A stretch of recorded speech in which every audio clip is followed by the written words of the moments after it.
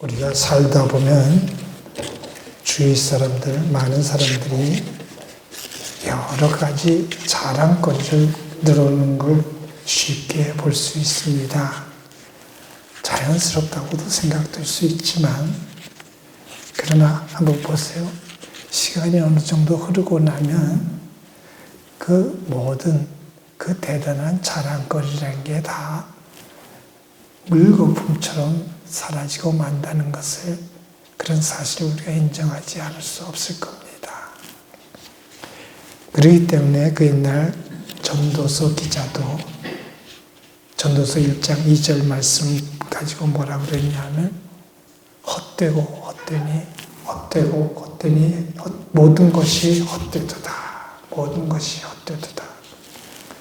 일찍이 교부라고 우리가 말하는 초대교회의 지도자인 어거스틴 같은 이도 자랑하는 사람들의 그 어리석음에 대해서 이렇게 비유로 말했습니다. 자기의 선한, 나쁜 게 아니고 선한 행실을 자랑하는 자는 마치 암탉이 알을 낳고 꼬꼬댁하고 우는 것과 같아서, 그렇게 울고 나면 사람이 와서 그 알을 쓱 가져가 버린다. 그러니까 꼬꼬댁거리고 자랑해봤자 자기 손해란 얘기로 들을 수도 있습니다. 그래요. 오늘도 우리가 좀 심한 얘기 같습니다만, 돈 많다고, 돈 많이 가지고 있다고 자랑하면 어떤 일이 생기죠? 대체로 도둑놈을 집안으로 불러들이는 꼴이 되고 맙니다. 차라리 그래서 누구 말대로 없는 게 속이 더 편할지도 모르겠어요. 오늘은 교회가 지켜오는 종교개혁 주일입니다. 특별히 젊은이들 중심으로 할로윈이라고 해서 미쳐 날뛰는 거, 다 그 교회하고도 관계 있는 그런 명절인데 조금 변질된 것이죠. 원래는 그 원주민들이 가지고 있는 그런 무슨 고유의 어떤 명절 비슷한 거였는데, 거기에 교회하고 이게 결부돼 갖고 만성절, 제가 이 교회라고 하는 것은 중세 교회를 얘기하는데 캐톨릭 교회죠. 캐톨릭 교회를 제가 뭐 일방적으로 비난하고 싶은 생각은 없어요. 그 캐톨릭 교회가 계속되면서 성인이 많아졌어요. 성자라고 그러는, 교회에서 기념할 만한 무슨 누구의 축일, 무슨 누구의 축이라는 게 많아지다 보니까 너무 많아졌어요.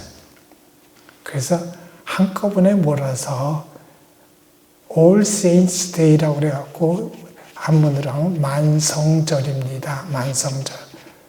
그래서 중세교회 시대는 그날 하루를 빌려서 모든 성자들을 기념하고 축하하고 또 본받는 날로 삼자고 하는 게 만성절인데, 그게 이제 잘못된 풍습에서 귀신 것들이 이렇게 귀신을 뭐 기념하는 것처럼 돼갖고 이상한 놀이 변질되는데, 원래 정신은 그게 아닙니다.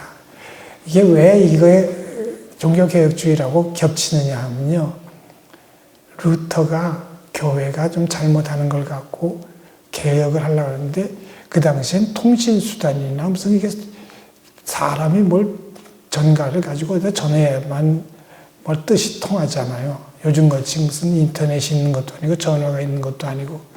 근데 지금 개혁자들이 봤을 때는, 특별히 마틴 루터가 봤을 때는 이 사태를 그냥 놔둬서는 안 되겠다. 교회가 더 이상 타락해서는 안 되겠다 싶어가지고 95개의 조문을 써서 붙였는데, 위텐베르크 성문 앞에다가 붙였는데, 그냥 보통 날 붙이면 보는 사람이 없습니다. 그러니까 많은 사람들이 모여들고 드나드는 만성절을 기해서 그걸 붙였기 때문에 딱 그게 종교개혁이 그때를 기점으로 해서 시작되는 겁니다. 그래서 이게 여러분 그냥 젊은이들이 즐겁게 지내는 할로윈, 뭐 귀신 목장을 하고도 댕기고 뭐 호박을 파서 거기에 등불도 붙이고 이런 거 다 의미는 이렇게 연결되어 있다는 것만 참고를 하시면 좋을 것 같아요. 그래서 사실은 루터가 생각했던 것보다 많은 사람들이 그 95개 교회가 고쳐야 될 점에 대해서 95개 조문을 알게 됐고, 알게 되니까 거기에 대해서 호응하는 사람들이 많아진 겁니다. 평소에 같았으면 그런 거 갖다 붙여도 보는 사람이 한두 명도 되지 않아요. 근데 만성절을 앞두고 붙였다. 그걸 참고를 하시면 좋겠어요. 원래 교회가 루터 같은 이들이 일어나서 그렇게 된 것은 교회가 잘했으면 그런 일이 없었을 텐데, 교회가 하다 보니까 다 핑계는 있습니다. 다 핑계는 있지만 그래도 하다 좀 너무 심한 거, 교황 무오설이라는 게 있습니다. 천주교회에선 이거 건드리면 또 되게 싫어하는데, 교황은 허물이 없다는 거예요. 그게 사실 말이 됩니까? 그렇게 뭐 그런 이론을 발전시켜 나가면 목사도 허물이 없고, 뭐 장로도 허물이 없고, 그 인간은 다 허물이 없는 사람이 돼버리고, 그럼 하나님만 허물이 있는 게 됩니까? 좀 우습잖아요. 뭐 그렇게 해야 교회를 어떻게 다스릴 수 있어서 그랬는지 모르지만 교황 무오설이 가장 대표적인 문제입니다. 그 다음에 그러다 보니까 큰 공사, 큰 성전 공사를 성당 짓는 일에 어떤 예산을 확보하기 위해서 하다 처음부터 면죄부 판 건 아니에요. 재정은 모자라는데 어떻게라도 이걸 완성을 해야겠고, 그게 사실은 베드로 성당 바티칸 공전입니다. 그 어마어마하고 화려한 걸 짓기 위해서 면죄부를 팝니다. 면죄부, 살아있는 사람들의 파는 건 그래도 이해가 되고 양해가 돼요. 그 돈 내면서 반성하고 회개하고 그런데 그거 갖고 모자라니까 죽은 조상의 죄도 면죄부 사고 돈, 헌금기에 돈 딱 들어가는 순간 연옥에서 천당으로 올라간다 뭐 이런 식으로 호도해갖고 성경의 가르침하고 전혀 다른 길로 가니까 이제 개혁자들이 캐치프레이즈 건 게 뭡니까? 성경으로 돌아가자. 오직 성경으로, 그리고 오직 믿음으로. 그렇게 해서 종교개혁이 시작한 겁니다. 500년도 더 됐죠. 1517년이니까 500년하고도 몇 년 더 됐는데, 우리는 그 개혁교회, 개신교 전통을 가지고 있는데, 우리 개신교회가 자랑하는 것은 우리는 개혁했다는 거고 개혁해 나간다는 거거든요. 근데 언젠가부터 우리 교회, 우리 개신교회에서 그런 모습이 희미해졌어요. 그냥 현재 자리에 그저 안주하려는 그런 모습. 이것은 굉장히 위험합니다. 현상 유지만 해도 좋다든가 뭐 이런 생각은 상당히 위험합니다. 오늘도 살아서 역사하시며 말씀하시는 그 하나님의 음성 듣기 위해서는 우린 부단히 깨어 있어야 되고 부단히 개혁해야 됩니다. 구르는 돌에는 이끼가 끼지 않는다는 서양 속담이 있습니다. 개혁하지 않으면 개혁교회가 아니고 그건 한 걸음 더 나가서 교회가 아닙니다. 사람들의 집단에 불과한 것이고 그 집단이 변질되면 이익 집단이 됩니다. 여러분 주위에서 요즘 많이 보죠. 네. 한국교회는 누가 뭐 부인하겠습니까? 지극히 짧은 역사 가운데서도 가장 급속하게 급성장한 교회입니다. 전 세계가 부러워할 정도로 급성장한 것은 사실인데 과연 그 급성장한 것만큼 건강하고 성숙한 교회로 성장했느냐 하는 것은 저는 자신 있게 그렇다고 대답할 수가 없는 것 같습니다. 네. 그렇기 때문에 오늘 뭐 그런 걸 갖고 오래 얘기하고 싶지는 않습니다. 기본 틀이 건강한 교회, 성숙한 교회, 본래 교회가 가져야 될 그런 모습으로 개혁하는 모습을 되찾았으면 하는 마음이 간절합니다. 그렇기 때문에 오늘 골로새 교회, 그 골로새 교회의 그 모습을 통해서 우리가 회복해야 할 그 본질적인 그런 부분들이 뭔가 구체적으로 한번 살펴보려고 합니다. 사도 바울이 골로새 교회를 세운 건 아닙니다. 그리고 골로새 오늘 읽은 말씀 속에도 여러분 눈치채셨겠지만 골로새 교회 성도들하고 이렇게 만나거나 방문한 적도 없습니다. 그럼에도 불구하고 그는 심각하게 골로새 교회를 향해서 짧은 편지지만 이 편지를 쓰고 있습니다. 왜 그런 편지를 쓰게 되었는가? 자기하고 별로 상관없는 그런 교회라고 생각했다면 그냥 그러거나 말거나 내버려둬도 될 텐데 그는 그렇게 생각하지 않았어요.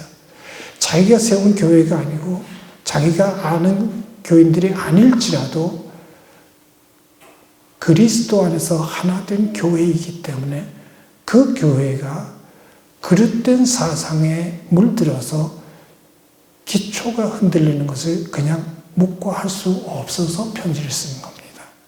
제가 말씀드린 대로 그런 얘기는 예나 지금이나 교회는 무방비 상태는 아니지만 까딱 잘못하면 그릇된 사상이 교회 안에 침투하기가 굉장히 쉽습니다. 제가 언젠가도 말씀드렸듯이 우리나라 안에도 유난히 많은 그런 사이비 이단이 많이 있습니다. 그런데 알고 보니까 이 광주 지역에 그런 집단들이 유난히 많다고 그래요. 광주에.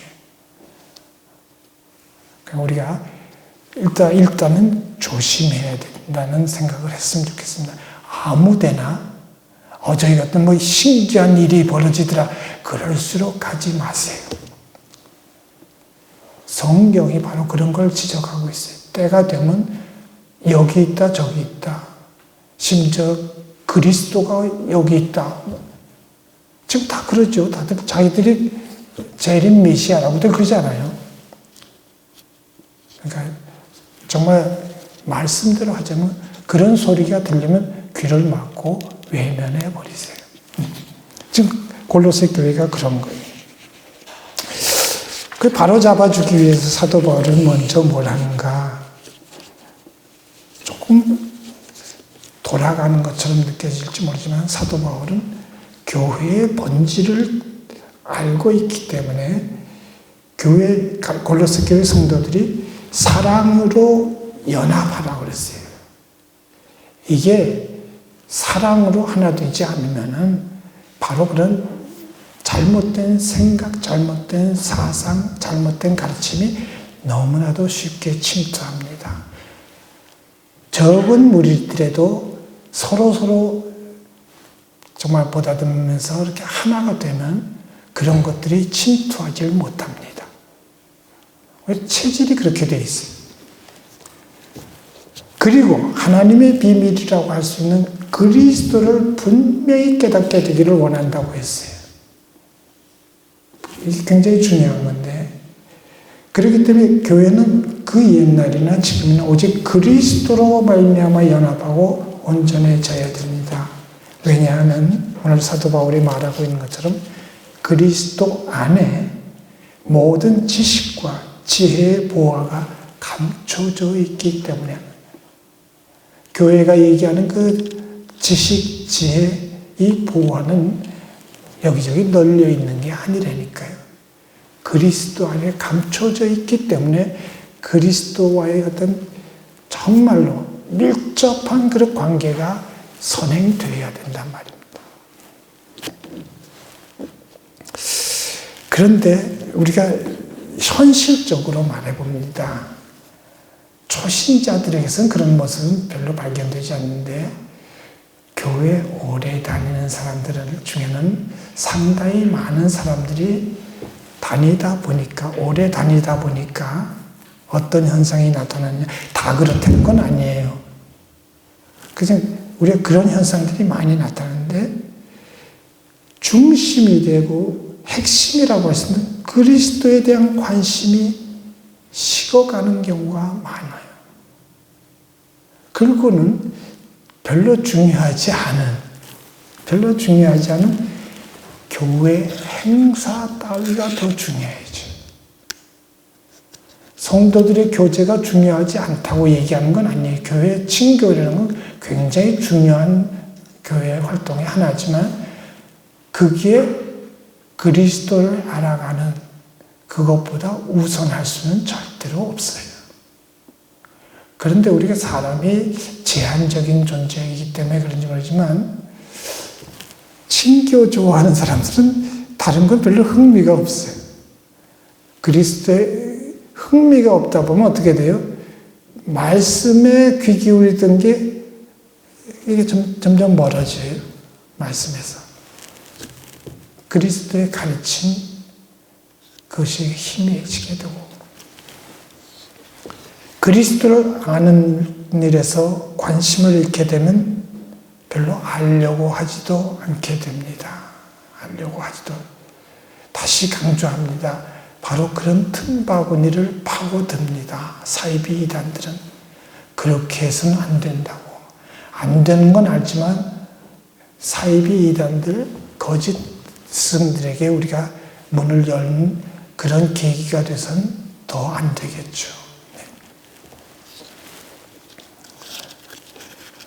진짜 문제는 그러면서도 교회 행사나 친교나 본질적이지 않은 부수적인 것들을 더 중요하게 생각하면서 그러면서 그래도 괜찮다고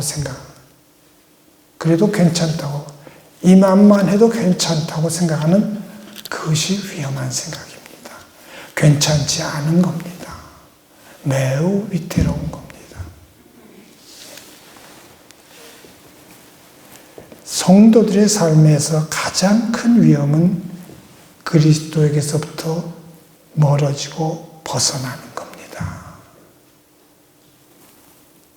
다시 말씀드리지만 초신자들은 아직 몰라서라도 그렇게 쉽게 벗어나거나 쉽게 멀어지지 못합니다. 더 알고 싶어서라도. 근데 오래된 사람들일수록 이런 착각을 이게 옳은 생각이 아니잖아요. 착각을 하고 그런단 말이에요. 자, 우리가 쌩쌩 달리는 기차가 가끔가다 그런 거 보죠. 철길에서 벗어나면 어떻게 돼요? 그럴 수도 있다. 이건 버스나 승용차가 차길에서 좀 벗어나면 뭐 큰 사고는 아니지만, 기차가 철길에서 벗어나면 대참사가 벌어지는 겁니다. 그리스도에게서 떨어지고 멀어지고 벗어나는 거 위험합니다. 그렇기 때문에 주님도 분명히 말씀하셨습니다. 요한복음 15장 5절에 있는 말씀, 나는 포도나무에 너희는 가지라. 그가 내 안에 내가 그 안에 거하면 사람이 열매를 많이 맺나니 나를 떠나서는 너희가 아무것도 할 수 없습니다. 이건 무슨 얘기예요? 떠나지 말라는 말씀이에요.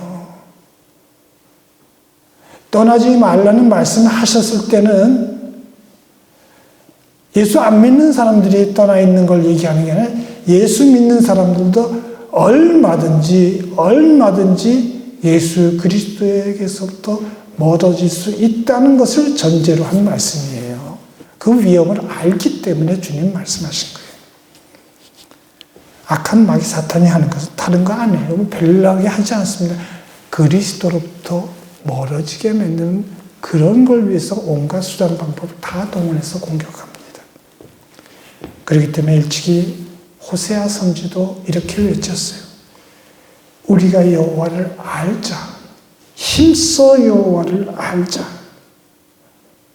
그리스도에서 꾸준히 알아갈 때 우리는 그것이 그리스도를 알아가는 그것이 우리의 힘과 능력이 될 것이라는 사실을 우리가 분명히 알아야 됩니다.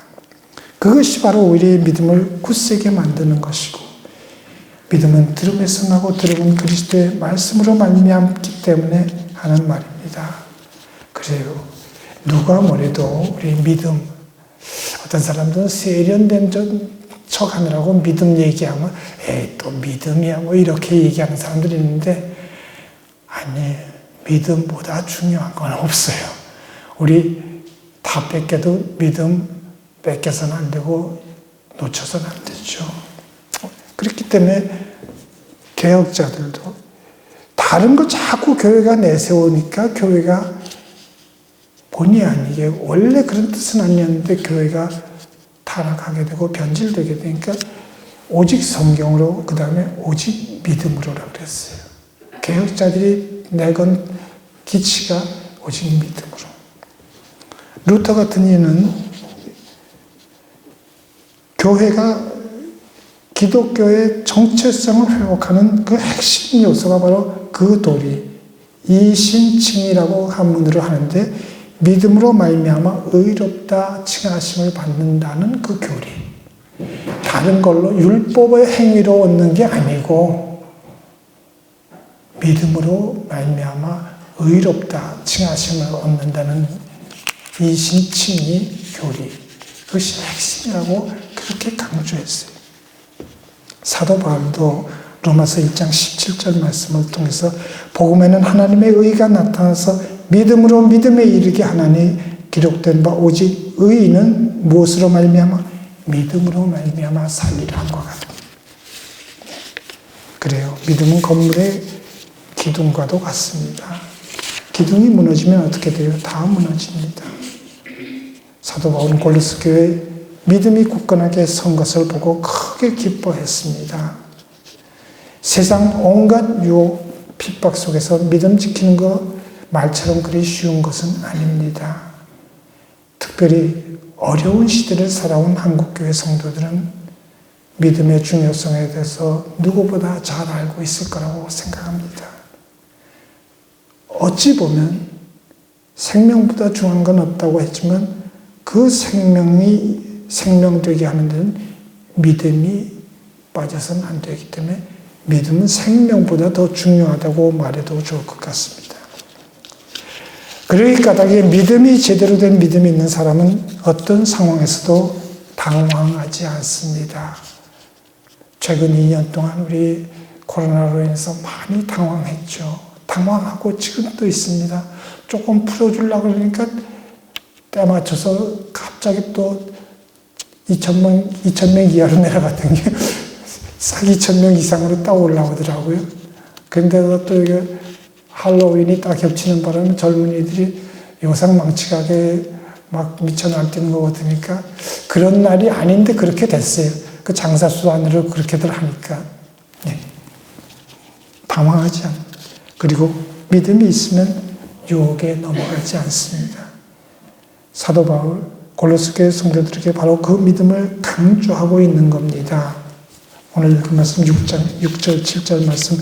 그러므로 너희가 그리스도 예수를 주로 받았으니 그 안에서 행하되 그 안에 뿌리를 박으며 세움을 받아 교훈을 받은 대로 믿음에 굳게 서서 감사함을 넘치게 하라. 믿음에 굳게 서면 감사할 수 있다는 얘기로 들려요. 믿음에 굳게 서면. 믿음이 없으면 지금 이 상황에서 감사할 사람들이 어디 있겠어요. 그런데도 불구하고 지금도 이 어려운 상황에서도 감사하는 이들이 교회에서 기도하고 있잖아요. 자기들 잘나서 뭐가 풀리는 줄로 알면 큰 착각이에요. 저는 분명히 확신을 가지고 있습니다. 누가 보든 안 보든 기도하는 성도들의 그 부르시는 기도로 인해서 하나님께서는 머지않아 모든 것을 다스려 주실 것이라고 믿고, 지금도 안 그랬으면 지금 다른 나라 얘기들 하루에 확진자가 수만 명씩 나오는 나라들, 선진국이라고 하는 나라들도 다 그러고 있잖아요. 우리 교회가 기도하는 게 그만큼 중요합니다. 이게 다 믿음의 기초를 한 겁니다. 그리스도에게 뿌리 내린다는 것은 그리스도와 하나가 된다는 것을 의미하죠. 왜냐하면 그때 비로소 우리는 흔들리지 않는 믿음을 가질 수 있기 때문에 하는 말입니다. 골로새에 복음을 전한 것은 에바브로라는 인물로 알려져 있습니다. 감옥에 갇힌 사도 바울은 골로새 교회에 이단 사상, 그릇된 사상이 침투했고 그 때문에 어려움을 그들이 겪고 있다는 것을 바로 그 에바브로를 통해서 알게 되었습니다. 그래서 옥중에 있으면서도 불구하고 그는 편지를 씁니다. 골로새 교회가 사랑 안에서 연합한 하나 되는 것을 원했고 하나 된 교회는 그 자체로 천국과 같을 거라고 생각합니다. 사랑으로 하나 된 교회 마귀 사탄이 흔들 수 없습니다. 그러나 사랑이 식은 교회는 겉보기에는 견고한 것처럼 보일지 모르지만 사상 누각에 불과합니다. 사랑이 없는 교회는 마귀 사탄의 공격을 절대로 견뎌낼 수 없습니다. 그래서 사랑으로 하나 될 것을 간절히 호소했습니다. 그리고 더 나아가서 한국교회가 회복해야 할 중요한 것 한 가지가 또 있습니다. 바로 개교회주의입니다. 저는 우리 광야 식구들은 그렇지 않다는 것을 알고 있고 믿고 있는데 이 개교회주의가 얼마나 무서우냐 하면요. 이게 교회에 대한 이해가 전혀 잘못되는 겁니다. 교회를 교회로 인식하지 못하는 게 개교회주의입니다. 개교회주의에 사로잡혀 있는 사람들은 어떠냐? 다른 교회나 이웃 교회를 다만 경쟁 수단으로밖에 생각해요. 경쟁의 대상으로밖에 보지 않습니다. 몰라도 너무 모르는 행태입니다. 분명한 것은 이거 가지고 우리 하루 종일 얘기도 충분치 않을 텐데 한 가지 분명한 건 우리는 한 하나님을 섬기고 하나의 우주적인 교회입니다. 그 교회의 한 부분으로서 교회가 존재한다는 사실을 우리 잠시도 잊어서는 아니 됩니다. 그렇기 때문에 제가 극단적으로 얘기하잖아요. 옆에 있는 교회도 우리 교회예요. 저 멀리 있는 교회도 우리 교회예요. 이 삼위일체 하나님을 믿는 교회는 다 우리 교회예요. 그 교회 성도가 구원받는 성도가 늘어나면 우리 교회의 성도가 늘어나기 때문에 기쁜 거예요. 그 교회에 무슨 어떤 재난이 있었다. 우리 교회가 재난을 당한 것이기 때문에 내가 아파야 마땅해. 내가 가슴이 아픈 거. 이게 교회의 본질이에요.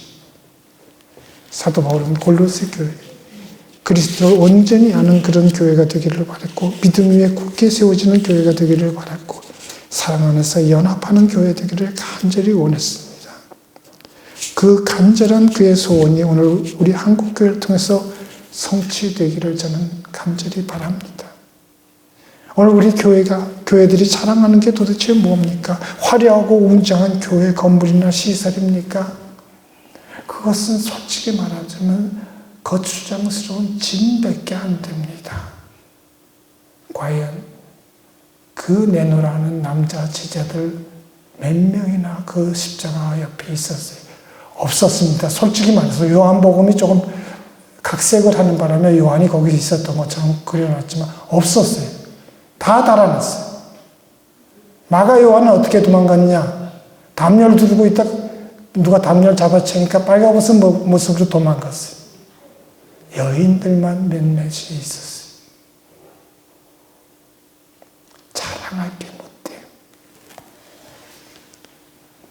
여러분, 우리는 하나님의 백성들입니다. 하나님의 백성들은 그저 교회 왔다 갔다 다니는 사람들 아니죠. 우리를 구원하신, 우리를 지으신 생명의 하나님을 진정으로 경외하고 섬기고 사랑하는 사람들이 우리입니다. 세상과 세상에 속한 그것들 자랑하지 말고 복음 그 자체와 예수 그리스도를 자랑하는 그런 교회가 되었으면 좋겠어요. 교회와 성도들의 사명은 다른 게 아닙니다. 어둡고 캄캄한 이 세상 살아가면서 우리의 삶의 현장, 우리의 삶의 자리에서 십자가로 우리의 구원을 베푸신 하나님의 아들 예수 그리스도를 마음껏 찬양하는 참으로 복되고 충성스러운 주님의 참 제자들이 다 될 수 있기를 간절히 바랍니다.